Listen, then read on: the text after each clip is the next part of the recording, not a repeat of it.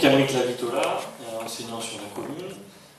Moi, je suis arrivé un petit peu en retard à cette réunion, mais je voulais donner un petit peu mon sentiment sur ce thème de la corruption dans le département, parce que bien au-delà de la corruption, et peut-être ça a été dit par les intervenants précédemment, mais on est dans un département très particulier où la logique clientéliste est une logique courante d'un certain nombre des responsables politiques de notre département, et où à un moment donné, ça bouffe la vie citoyenne dans les communes, dans le département, et c'est à ces deux échelles-là que les choses aussi peuvent se résoudre. Et qu'à un moment donné, quand dans les communes, tout se joue, la question de l'appartement, de la subvention deviennent des menaces et des obligations d'être d'accord avec l'autorité, parce que sinon, il y a des risques qui se posent pour une association pour survivre, pour quelqu'un pour garder son emploi dans la municipalité. C'est cette logique-là qu'il y a dans le département, et qui nous tue parce qu'elle fait en sorte que, malheureusement, peu de gens peuvent élever la voix et dire « nous ne sommes pas d'accord, nous nous opposons à tout ce que vous pouvez faire ». Et après, il y a bien entendu tout le reste, plus précis, plus fouillis. On va aller dans le dossier et essayer de percuter sur un élément tangible, comme ça a été dit précédemment, une preuve qui peut prouver un acte de corruption. Mais pratique courante de ce département, c'est clientélisme. Plus difficile à dénoncer, parce que plus pernicieux, plus caché, mais en tout cas réel. Et c'est aussi ça à quoi il faut mettre fin. Moi, je crois qu'à Valoris comme ailleurs, il faut un contrôle citoyen. Voilà le problème de notre ville.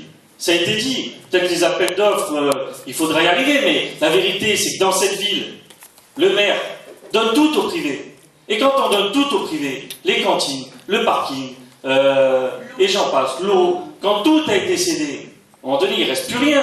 À la limite, on a presque envie de dire que le maire rende les clés de la mairie, qu'il les donne au préfet, puisqu'il n'y a plus rien à faire. Il n'y a qu'à gérer administrativement des contrats sur lesquels, à chaque fois, il y a un doute qui est possible.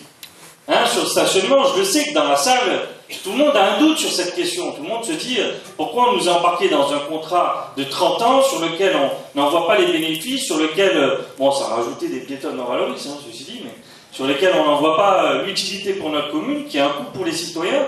Donc forcément, il y a des doutes qui se posent sur ces contrats-là. Mais moi, je crois qu'il faut réapproprier la parole citoyenne, lui donner des outils de contrôle, favoriser l'expression citoyenne dans certaines instances, au-delà des élus politiques, parce que les élus politiques ne suffisent pas, minoritaires ou majoritaires. Bref, c'est ce contrôle-là qu'il faut insuffler. Malheureusement, sur notre ville, on en est loin, puisque c'est le chemin inverse qui est fait. C'est celui de tout céder à des logiques marchandes qui sont bien éloignées de logiques citoyennes, et où à un moment donné, ce qui prend le pas, c'est l'intérêt particulier et qui dépasse l'intérêt général.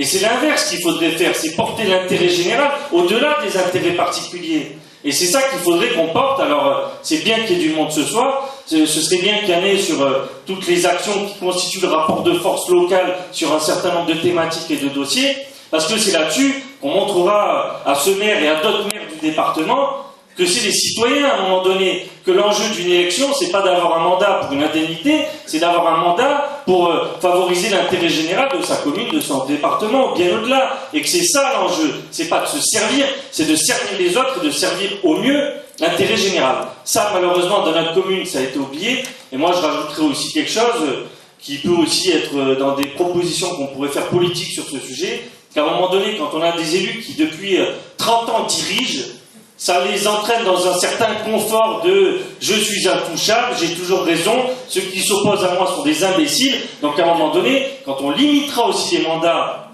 dans le temps, peut-être qu'on y verra plus clair sur ces histoires-là, et peut-être que les prises de corruption clientéliste seront moins importantes pour un certain nombre d'élus. Enfin, moi j'y crois, c'est un combat d'ailleurs que je pense qu'il faut mener ici et ailleurs.